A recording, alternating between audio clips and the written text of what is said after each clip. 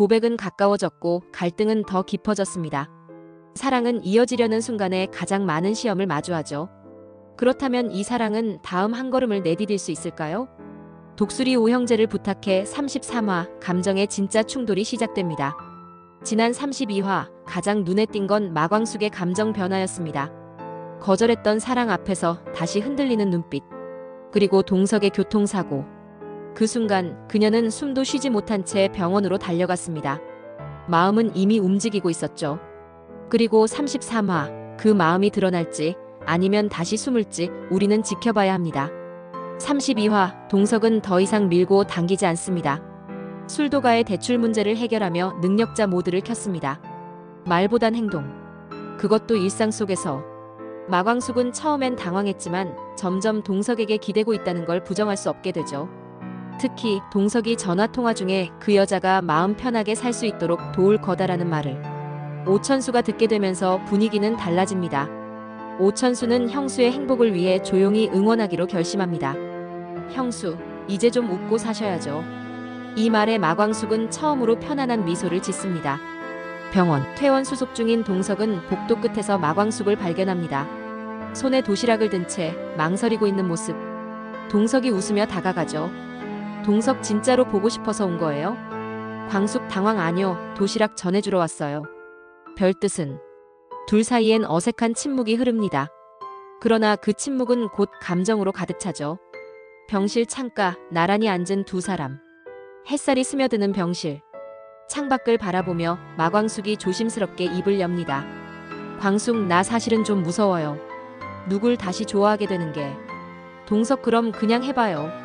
내가 같이 무서워해 줄게요. 마광숙은 가볍게 웃지만 곧 눈가가 붉어집니다. 광숙, 그 사람 전 남편 보내고 나서 한동안은 웃는 것도 죄 같았어요. 시동생들이랑 밥 먹고 소소하게 웃는 하루에도 왠지 미안하더라고요. 동석 조용히 고개를 끄덕이며 혼자만 짊어지고 있지 말아요. 다 당신이 안아서 살 필요 없잖아요. 잠시 침묵. 그리고 마광숙의 혼잣말 같은 한마디. 광숙, 근데 당신 보면 나도 조금은 이기적이어도 되나 그런 생각이 들더라고요. 그 말에 동석은 아무 말 없이 그녀의 도시락을 받아들며 웃습니다. 그리고 나지막이 말하죠. 동석, 이 도시락 덕분에 오늘은 꼭 낫겠네요. 둘 사이 아직 확실한 고백은 없지만 감정의 무게는 더는 숨길 수 없습니다.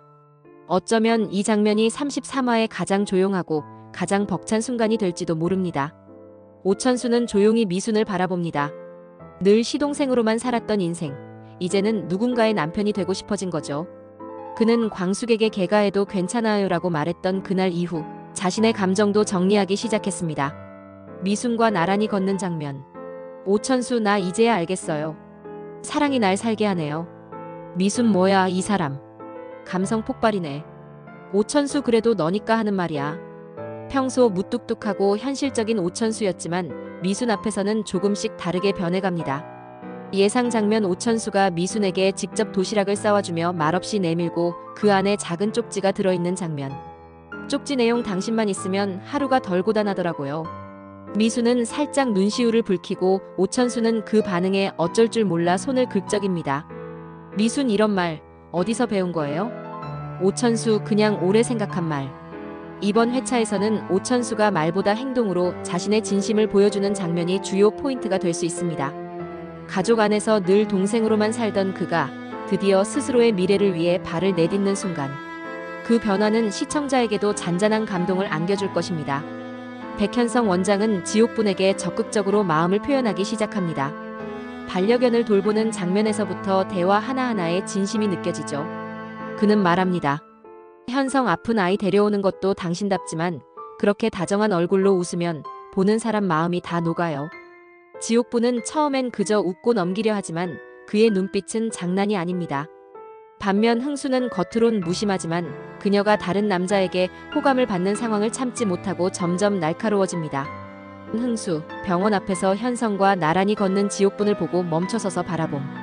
흥수, 혼잣말 뭐야, 저렇게까지 가까운 사이였어? 어느 날 술도가에서 지옥분이 현성의 추천으로 병원 자원봉사를 시작했다고 하자 흥수는 차마 말은 못하고 혼자 뚱한 표정을 짓습니다. 범수 형, 질투하긴 하네. 아닌 척하지 말고 가서 말해요. 결국 세 사람의 관계는 단순한 호감이 아닌 정식 삼각구도로 이어질 가능성이 높습니다. 다음 회차에서는 흥수의 감정이 폭발하거나 현성과의 신경전이 시작될 수 있습니다. 이때 지옥부는 누구의 손을 잡을지 아직은 알 수 없습니다. 독고탁은 독고세리의 가출 이후 더욱 격앙되어 있습니다. 술도가에서 또다시 소란. 독고탁 오씨 성 아닌 사람은 빠져. 오강수 참다 못해 제가 여기서 몇 년을 일했는지 아십니까? 전 가족 아닙니까? 갈등은 집안 어르신들에게까지 번질 가능성이 높습니다. 어쩌면 이번엔 진짜 독고탁에게 책임을 묻는 장면이 나올지도 모릅니다. 한편 독고세리는 가출 이후 모습을 드러내지 않고 있습니다. 예상 전개로는 독고세리가 친구 집에 머물며 가족과 연락을 끊은 상태. 세리는 학교에 다시 나가지 않으며 스스로를 고립시키고 주변 친구들은 그녀의 마음을 엿볼 수 있는 유일한 단서가 될 수도 있습니다. 세리의 친구가 술도가에 찾아와 조용히 편지를 전함. 친구 세리 아저씨한테 이거 전해달래요. 자기는 그냥 지치고 무서웠대요. 편지 안에는 부모의 기대와 간섭에 짓눌린 딸의 절절한 감정이 담겨 있을지도 모릅니다. 이 편지를 통해 독고탁은 처음으로 딸의 진심을 깨닫게 되고 예상치 못한 반응을 보일 수도 있습니다. 동시에 오범수는 독고세리 문제를 정면으로 마주할 준비를 시작할 것으로 보입니다. 범수, 내가 그녀를 지키고 싶었는데 그게 잘못이었을까요? 세리와 범수 그리고 독고탁 사이에 남겨진 감정의 매듭은 쉽게 풀리지 않을 것이고 33화에서는 그 실마리가 조금씩 드러날 가능성이 큽니다. 사랑은 자라고 상처는 드러나고 누군가는 직진하지만 또 누군가는 물러섭니다. 33화 감정과 관계의 진짜 시험대가 시작됩니다. 과연 누가 웃고 누가 울게 될까요? 구독과 좋아요, 알림 설정까지 눌러주시면 더 재미난 예측으로 가지고 오겠습니다.